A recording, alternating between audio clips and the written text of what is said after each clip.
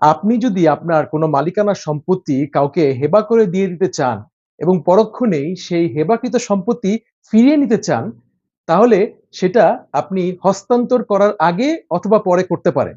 তবে একবার এই সম্পত্তি হস্তান্তর করার পরে অবশ্যই আপনাকে আদালতে এসে সেই সম্পত্তি ফিরিয়ে নেওয়ার জন্য একটি মামলা করতে হবে। তবে আজকে আলোচনা করব ৮টি ক্ষেত্রে আপনি আপনার হেবাকৃত সম্পত্তি হস্তান্তর করার পরে আর ফিরিয়ে নিতে পারবেন না।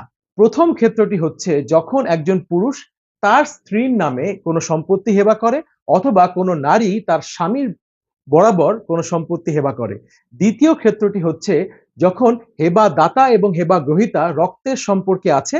তৃতীয় ক্ষেত্রটি হচ্ছে যখন হেবা গ্রহীতা মৃত্যুবরণ করে বা গত হয়ে গেছে। চতুর্থ ক্ষেত্রটি হচ্ছে যখন হস্তান্তর করার পরে হেবাকৃত সম্পত্তিটি হেবা গ্রহীতা অন্যত্র হস্তান্তর করে দিয়েছে।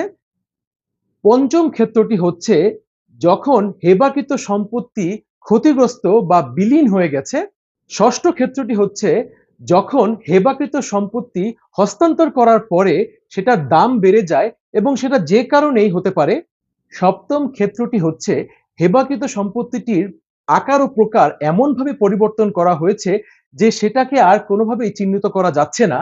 অষ্টম এবং সর্বশেষ যে ক্ষেত্রটি আছে তা হচ্ছে এই হস্তান্তরিত হেবাকৃত সম্পত্তি যে হেবা গ্রহীতা আছে তিনি বিনিময়ের মাধ্যমে অন্য কিছু পেয়েছে অন্য কারোর সাথে।